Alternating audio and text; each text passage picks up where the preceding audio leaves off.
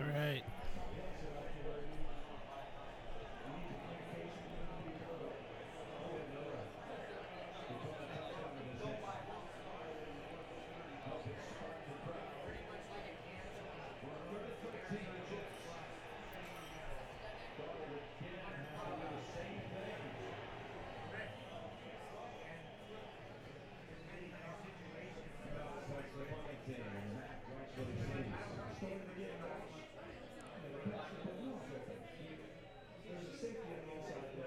Why the hell's Amber all the way back there?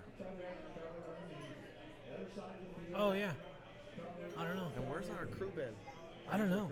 It's been weeks. What are their names? I think her name is Michelle or something. All right, 1 minute. Yeah, let me.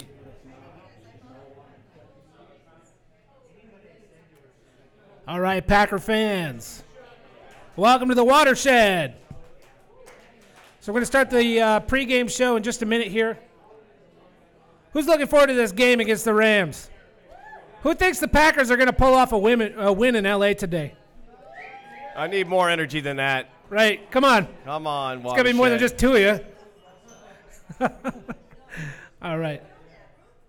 It's kind of like live listeners on our regular weekday show. You know, there's like 3 of them. Yeah, we only ever have like 3 listeners, and 2 of them are mothers. And then one is we get downloads. So if you get bored, you know, you're like it's midweek. There's nothing else. Right. You can listen to our show. We do a midweek show. Wednesday night's a live show. You can follow us on Twitter at CHTV Live. All right, we're gonna get going.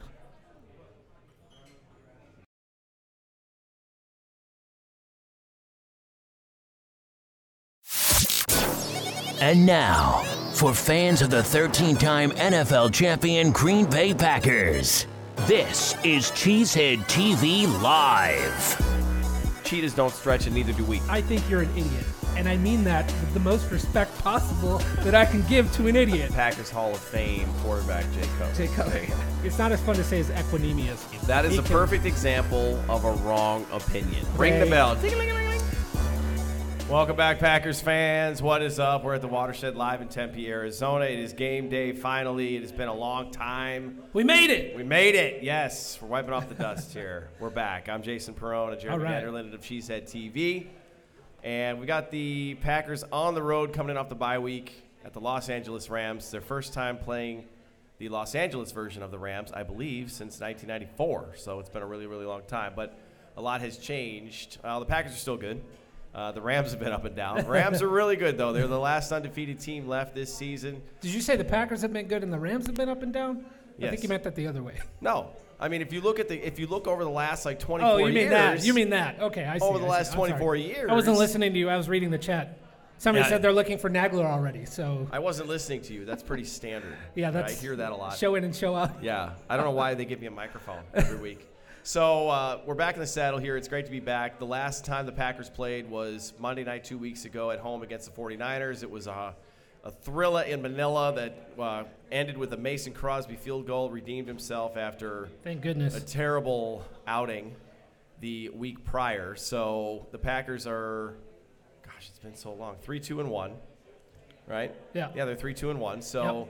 They got a tough stretch coming up here. Still a winning record. That's a winning record. It should have one is. more win on it, but that's all right. All right, we don't want to be those.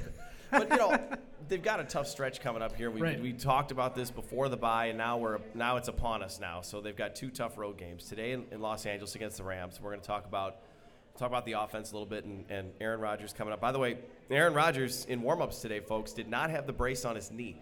So I don't know whether whether or not he's going to play with one, but he did not have it in warm-up. So no surprise on the – well, I guess I shouldn't say no surprise. We'll go over the inactives real quick before we dive into the content. So Tim Boyle won't play today, but Bashad Breeland is down again, Jeremy. Tim Boyle should never play.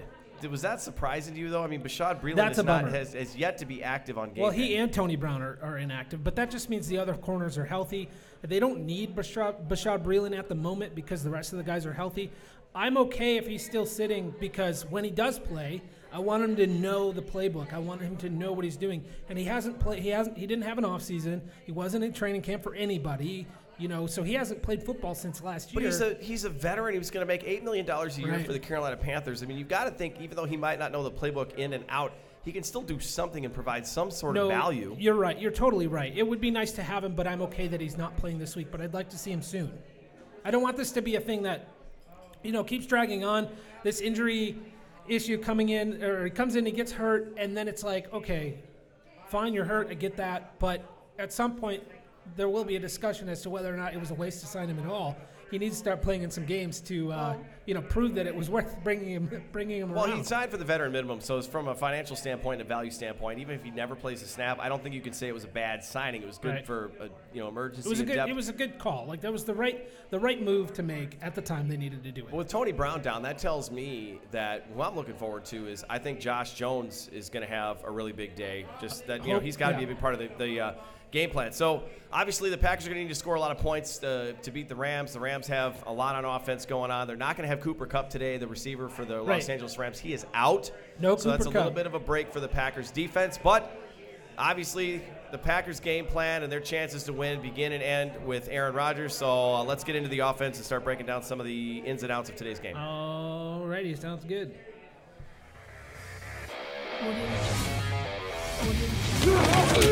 Offense. Rodgers does this better than anybody. End zone, Cobb, touchdown! Unbelievable! All right, offensively, the Green Bay Packers have been question mark? Big. What is the identity of this Packers offense? I'm so tired of that identity narrative. There isn't one, and I don't know if they're going to have one this season. They just need to score enough. The identity needs to be scoring more points than the opposition can. And let me dive into this for a second because Peter Bukowski talked about this on his show this week, Locked On Packers. That Pro Football Outsiders does a variance measurement, and what that is a measurement of the consistency of a team's offense. The Packers are the most consistent offense in the NFL, according to that measurement, and the Rams are 27th. So what that means is, now hear me out, because obviously the Rams are, their offense is awesome and they're scoring tons of points. But what that means is the Packers have been able to move the ball consistently between the 20s, right? They have not been good in the red zone. Coming out of the bye, we need to see this offense much better in the red zone. They need to get it in gear in the red zone because if you're able to move down the field consistently in a way that comes out statistically as a good measurement for you, you need to finish off those drives. The Rams, on the other hand, they bite off in big chunks and big plays, and so that's the big difference between the two. So that's why the variance is lower for the Rams because they're not as consistent, but when they hit you, it's a big play, big chunky yards for a score. So that's the difference between the two offenses. Packers offense, though, consistent. Need to get into the end zone when they get into the red zone. They do. And the Rams defense is really good. That front's got Aaron Donald and Ndamukong Suh up front. Akeem Talib's on IR, so they won't have him at corner. Marcus Peters is out there. Sam Shields is going to play a lot of cornerback today, so you'll see Sam Shields in a Rams uniform. Be a little bit weird. Hopefully he's missing tackles and missing plays like he did when he was with the Packers. I say that tongue-in-cheek. No, it's great to see Shields back in action. But the big thing that we hear every week is you got to get the run game going. You got to get Aaron Jones enough touches and Jimmy Graham in the red zone. And it just seems like they never actually get any of those things going, and none of those things actually happen. Well, before the bye, we finally see Jimmy Graham become more active in the offense. He had over 100 yards, no touchdowns. But not in the red zone. Not in the red zone. And that's his playground. Jimmy Graham's playground is the red zone. A team that has Jimmy Graham on it should not have these red zone struggles. No. And so it's really frustrating that that's not been able – they haven't figured that out yet because a guy with that kind of talent should be getting into the end zone. Well, he also hasn't, too. He's had a couple drops, like a couple of bad drops in the red zone. And he's been hurt, and Rodgers has been hurt. And, there's some banged-up, players and that kind of thing is happening. But – I just think if you got Jimmy Graham on your team, you have Aaron Rodgers as a quarterback, you should not struggle this much in the red zone. I think some of that is due to still building the relationship and the consistency with that, and knowing, like Jimmy Graham, knowing what Aaron Rodgers is going to want. And so I think after the bye, after that game against the 49ers, I think Jimmy Graham should come out today and continue to build on that. I expect him to get into the end zone. I hope so. That means the Packers are moving the ball, and that's a big thing. But don't overthink it here. Mike McCarthy, you've had 2 weeks to plan for this game. Get the ball to Aaron Jones. You got to let your dynamic player handle the ball and try to eat some of that clock away. I think one of the biggest things the Packers can do to succeed is to keep their defense off the field. I think their defense will be just fine. Right. But don't let them get tired and keep them off the field, and maybe not have them out there for half the day. So let me throw this out there real quick because we didn't do this. I want to say hi to some people in the chat. You can jump in the chat at the Cheesehead TV YouTube page. Make sure you subscribe to that. Number one Pack, thanks for joining us. Cornelius, I think I said that right. I every week I think I mispronounce something. So FMCH6444, thank you for joining us. You should change your name because I hate saying it on the show. I think I had to say that the last time we did a show. Michael Curtis, thanks for joining us. Roberto, awesome guys, good to have you. Send us your Packers questions if you have any. That would be fantastic. So offensively, the Green Bay Packers here in the chat. FMCH says Mike McCarthy needs to run it 15 times. Needs to run 15 plus times. I'm assuming he means with just Aaron Jones. Right. Because obviously you want them to run more than 15 times. Yeah, I think you do. But there's going to be some gadget plays, and I think they're going to try to get matchups and keep LA off balance and guessing. And that means Aaron Jones is not that player when he's in there. That's a Ty Montgomery type of thing. So Montgomery's going to see some time. I think they're still going to come out with their script on offense, which drives me nuts because it's like just come out and do what works best and score points early. The Packers need to take an early lead in this game and kind of keep LA chasing. You don't want to let them get up 10 to 14 points, and then you're constantly chasing them. You're on the road, and then we haven't even talked about on the defensive side. Right. The matchup nightmare that is Todd Gurley by himself. Yeah, we'll get to that, but we have a question in the chat from Kale. Another 400-yard game for Rodgers against a good defense? Yeah. I can see it happen. I can see it happening. The Rams have a good defense, and everybody's like they're this juggernaut, and yes, they are. They're a really good team, but they have flaws. They're not perfect. Aaron Rodgers can find a way to get 400 on these guys. The secondary, really, besides Peters and Shields, it can happen. I mean, when Sam Shields is on the Packers defense, they were giving up 400 yards. The two people that I think really need to get going today are Marquez Valdez-Scantling and Geronimo Allison. The Rams really, their biggest struggles defensively come against second and third receivers. And so those two guys are going to need to be very active today, as well as Randall Cobb, because having Cobb back is huge. When Rodgers is being chased around, it's going to be good to have Cobb in there. So I think I'd like to see a big game from MVS again, following up on what he did when those guys were down. I'd like to see him do it while they're active and still be active in the offense. And by big game, I mean, if he has 50 yards and a touchdown or something like that, I'd be happy. He doesn't have to blow the roof off with a bunch of yards. But I just would like to see him stay consistently active in the offense.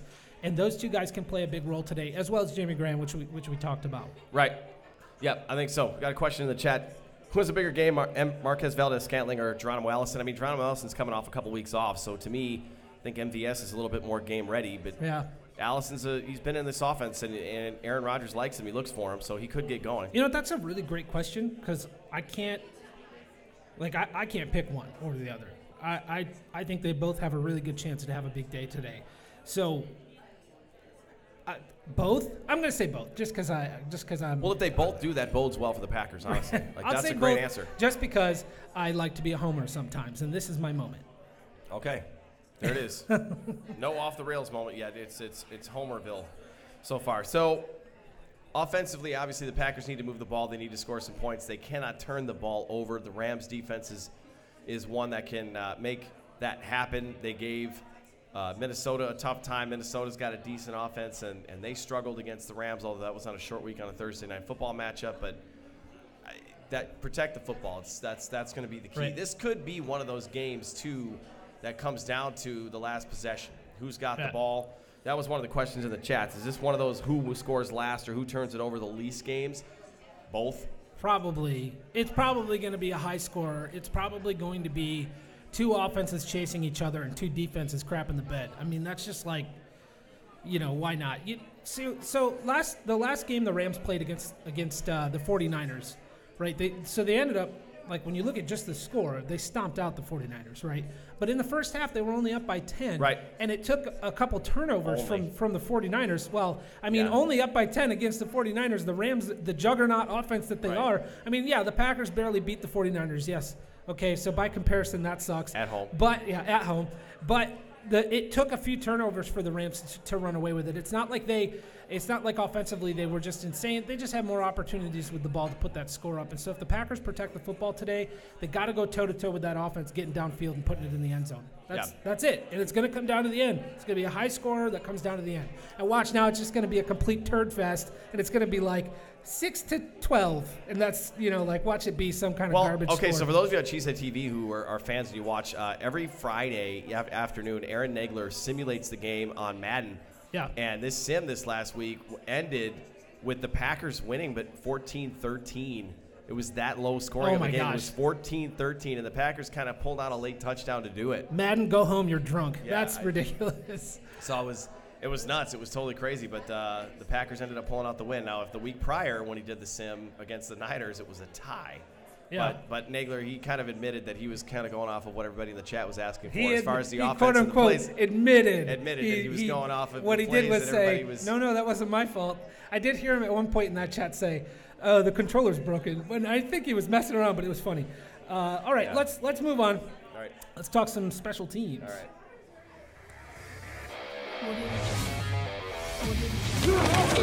Special teams. This to send the Packers into the NFC Championship game. It is good. The Packers are moving on. And Mason Crosby, a hero for Green Bay.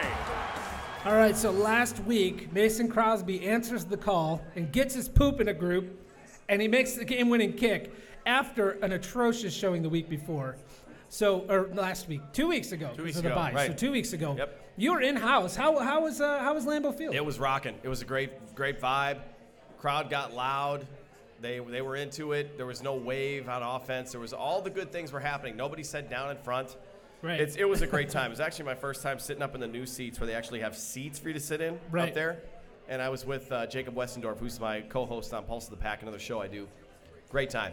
They had a great time there. Obviously, the Packers. And you came back with a beautiful Jair Alexander jersey. I did. Well done. After the news today that has come out that apparently the Packers are shopping safety HaHa Clinton Dix. That's the jersey that I wear. I definitely needed a new one, so I had to. I was at the pro shop. It was good timing. Picked up my son a nice little new Rodgers jersey. He wanted the away 12, and got myself a new Jair Alexander. So special teams, Randall Cobb being back is big because he's going to be back there on punt return, and he's sure-handed. And the biggest thing is with me on the special teams thing, the Packers don't have the dynamic returner. Mm-hmm. They're not.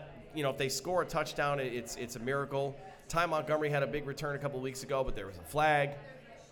To me, it's about protect the football, and in the punting game, because the Packers are probably going to kick a few times, you got to flip the field. Don't give the Rams a short field. That's the biggest thing. Right.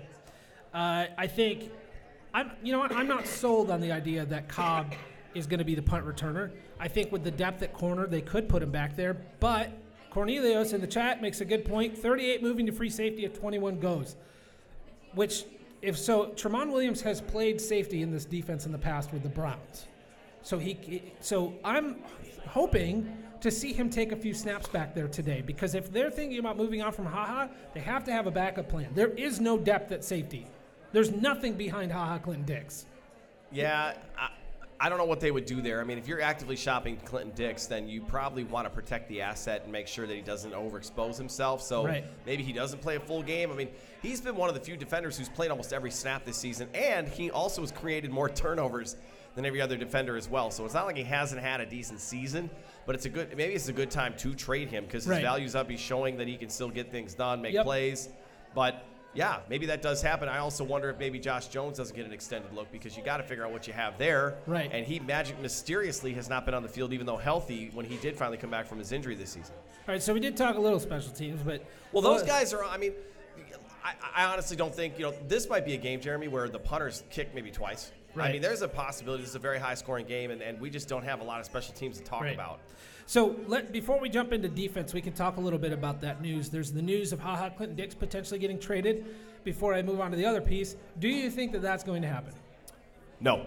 No. Because I don't think the Packers are going to get what they want or what they'd be asking for him. So I think it was Zach Cruz said if you can get a player that you need, or you can get a draft pick higher than the compensatory pick you'll get when he signs with somebody else, which will most likely be a third-round pick. So if you can get a second-round pick or higher, that you should trade him. Oh, then you do it. Right, then you do it. I would do it. So a second-round pick or higher, you do it.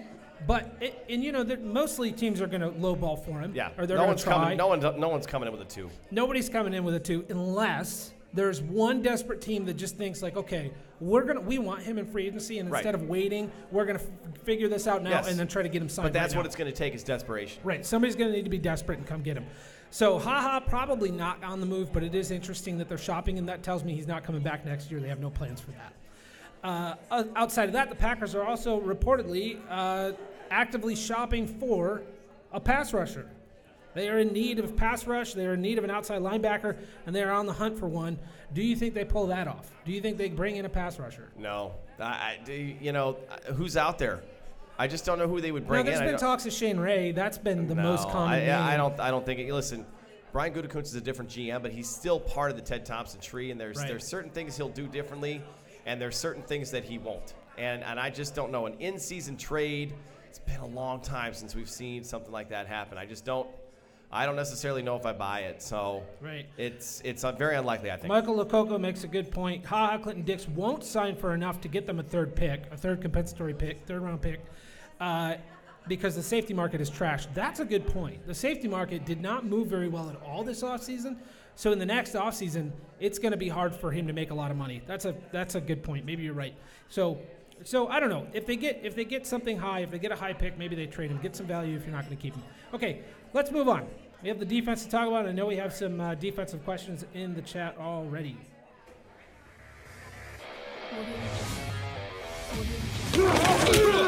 Defense. They're down in 17. More pressure. Ball is out. Green Bay's got it. Daniels again. So defensively against the Niners, the Packers kept the Niners at bay late in that game to allow the Packers to come back and get the game tied with that late touchdown pass to Devontae Adams from Aaron Rodgers, which was an amazing throw. It's even better live. So the defense really has upheld their end of the deal. It's the same story, though, Jeremy, every week, and that is that we have yet to see this defense play a complete game, and they have to if they want to win this game today. Right. They have to play a full game. Neither side, offense or defense, has played a full game, and they have to put it together on both sides of the ball today for 4 quarters. That has to happen. And they've got to get multiple turnovers, and that obviously is going to depend on the Rams making mistakes. And I think the Rams are probably going to try to keep it simple, use Todd Gurley. The Packers don't pursue well to the edge. Reggie Gilbert, Kyler Fackrell, Clay Matthews can't set the edge anymore. You might see Todd Gurley touch the ball 30 times today between catching and running. And just running the spread until the Packers can't finally stop it, which I don't know if they can. Right. And that's one of the reasons why I have a hard time, really buying into all of the upset talk this week that I've heard. I've heard a lot of people talk about how the Packers are going to catch the Rams sleeping. Could happen, but Todd Gurley's going to make that a very difficult task. Roberto Vega Flick in the chat asks, what will the strategy be against the run game? Tackle the ball carrier. This is the thing. Yeah, tackle the ball. Simple as that. This is the thing with that their offense. They get it in big chunks, they get it in big plays, and they rely on the play action. Todd Gurley is going to get his numbers. The only thing you can do is contain him as much as possible. Don't let the other parts of their offense take off and contain Todd Gurley. They're not playing a game today to shut down the run. They need to play a game today to shut down the big play. That's it. You shut down the big play for the Rams, and those inconsistencies will start to show. So the 2 key players on defense for the Packers today are Kentrell Bryce and Jair Alexander. Jair Alexander's back after missing the last couple of games. He's going to, with Cooper Kupp out, Robert Woods moves into the slot for the Rams. Jair Alexander So if you're looking at, to your point, Jeremy, okay, Gurley's going to get his yards, so that means we're going to see a lot of second, third, and short. It's going to be up to the secondary to stop the short pass and get off the field. Right. Jair Alexander on Robert Woods is a matchup to watch, and then don't think Sean McVay isn't looking for Kentrell Bryce to make one tiny mistake. Right. And it's 6 points. They will light him up. They will light him up today. This offense can move the ball. If you make a mistake, they're going to take advantage of it. So the best thing you can do is contain Todd Gurley, shut down the big play. I've been calling End for of it. Story. Yes, and I've been calling for it and waiting for it for all season long. I'd like to see a big game, a breakout game for Mike Daniels and Kenny Clark, both very important. The Rams like to run it in between the tackles, and that's where the Packers excel, I think, on defense. So I think it's all going to come on the edge. Oren Burks could also be another player that finally has to earn his pay this week. It's like, this is why we drafted you, so you can get to the edge and take away the corner. He's going to have to do that. Right. Todd Gurley's one of the best backs. Cornelius says, what if Bryce isn't starting today? That would be great. Hey, you know what we just talked about? Tremont Williams playing some safety, and so it is altogether possible. Tremont will, yes, but okay, that but he gets some snaps. He's back smarter, there. but he does not have the speed. So there's I will ways take his to exploit. brain over athleticism all day long. I would take it, no problem. Yeah. All right, Jason, it's time. Do you have a prediction for this game? I do. So I kind of have that feeling too myself that this could end up being a special day. But I think what's going to happen is the Packers will come out and play with the Rams for a half. I think this first half is going to leave us all very encouraged. Yeah. It's going to be close. It's going to be a good game. Green Bay is going to do some good things. The Rams are going to score a few points.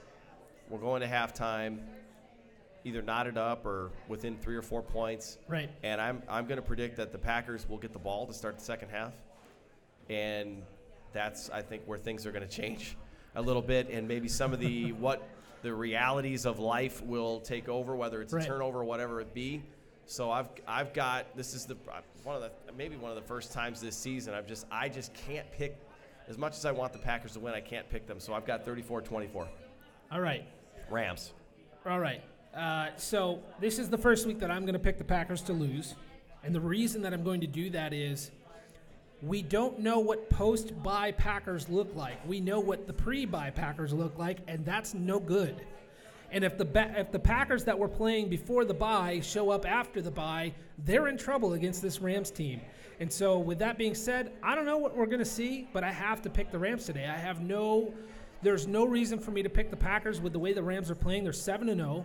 Their offense is on fire. It just doesn't make sense to pick the Rams today. However, I do believe that the Packers can win this football game, and the homer in me requires me to say this. The Packers are going to lose today, but we're going to come away from this game encouraged, because I think that we're going to see them put some stuff together that we've been waiting on. I think we're going to start to feel like, okay, it sucked that we lost that game, but remember when they played against the Patriots? I think I've brought this up a few times. Moral victory alert. The moral victory alert. I will take the moral victory after waiting for this team to just put together 4 quarters of football. If they can do that and keep this game close, I'd be satisfied. Now, yeah, I want to win, obviously, but if they can just show that, hey, we're ready to compete going forward, I'm fine with that. So my goal is for them, like if I was setting goals for the Packers, it's to get a win in the next 2 weeks. They got to win one of the next 2, right? So if you don't win this week, you got to win next week against the Patriots. Show me something that says you can do that. Comes down to the last play of the game and the Rams pull it out. Yeah, okay, I can buy that, but I just don't know if that's really what it's going to play out to be today. But they've got and they go into New England next week, and then the week after that it's Miami at home, which is kind of a breather. Right. But supposedly, although after the way they played against the Niners, I'm not sure there is such a thing. And then they've got the Vikings on the road. So I'm gonna my score I'm gonna give is Rams 38, Packers 34. So offensively, they do figure out how to move the ball. They do get it in the end zone. They just don't have quite enough to slow down the Rams and shut the door. So unfortunately, I got to pick the Rams today. But hey, that does not mean the season is over if they lose today. They got to win one of the next 2. If they lose both these next 2 games, I'm starting to feel like this isn't going to work out. Yeah, we could be talking about, it's a tough season. It's just been a really tough year, but the NFL's changes every year and it's different. So, it's with the Rodgers injury in week 1 and just some of the weird things, the tie. There's just all sorts of, I can't wait to see all the scientific articles that come out after this season talking about the way the cosmos affected this season for the Packers. But nonetheless. You know what? I heard Mike Clements talking about the locker room and talking about a couple things. He said they talked about the Rams, a post game from the Rams. Okay, yeah, I want to talk about this. Okay, so they talked about Sean McVay in the locker room rallying the troops after a game or riling up the troops after a game, and it's exciting, and the whole team is super into it. And then after the Packers beat the 49ers, McCarthy, he's giving his post game talk to the team, and there's just like, I don't know, very little juice in the room. And Clements said that there's everybody in the room. They're all clapping, and they're all listening to him, and they're clapping. But there's Brian Gutekunst in the back of the room. He's not clapping. He's got a straight face. He did not look happy. I think Brian Gutekunst right now has some serious concerns with what's going on with the Green Bay Packers. Well, if that's the case and he's unhappy and that's why, his competitive spirit, his juices are kicking, great, good, that's fine. If he's if he's standing there like a robot because that's his personality. I don't know about that. That's not because the case. Mike Clemens did say, like, why isn't Brian Gutekunst in there jumping around? You want a big game, why can't you get excited? It's like, well, I'll tell you probably because he thought that he was going to be celebrating a bigger victory. Alongside of that, James Jones talked about the Packers locker room from last year and how some players in the locker room last year admitted to him that the locker room wasn't right, that there were players in the locker room that were only concerned about getting their numbers. And then Aaron Rodgers talked about how they didn't galvanize after Rodgers got hurt. They didn't come together and figure out how to win. And some of those guys from last year's team are still in Green Bay. Some of those guys that had selfish mentalities are still in Green Bay. And I just think that, we've talked about this. I think Mike McCarthy's message might be a little stale. And I think that there are guys in the locker room that ultimately are a little selfish. And I just think I'd like to see the Packers do the traditional bounce back from the bye and destroy somebody, but I'm not confident that is the Packers team we'll get anymore. No, but that's fine. Just win. I don't care how you pull it out, but you got to win this game. If you do today, that changes the narrative and it changes the momentum a lot. It's going to quiet down a lot of the doubters, and that would be a good thing. All right. I think that's enough. That is enough. We've talked enough Packers. It's time. It's go time. We're 10 minutes away from kickoff. Everybody that's been Cheesehead TV Live, you can follow me on Twitter at Jason Perone. You can follow Jeremy at JeremyRVDL. You can follow the show at CHTV Live. And please do. We do a lot of giveaways during the season, and that's usually how you can win is by following the Twitter account. We are at the Watershed in Tempe. Watershed, what's up? Packers game day. All right. Go Pack, go. Do you want to experience the thrill of a Packers game at Lambeau Field? If so, be sure to get your game tickets from the longtime trusted source in Wisconsin, Ticket King. Visit their locations in Milwaukee and Green Bay, or just go to their website, theticketking.com. Again, that's theticketking.com. Thank you for listening to Cheesehead TV Live. Check out cheeseheadtv.com for more great Packers content.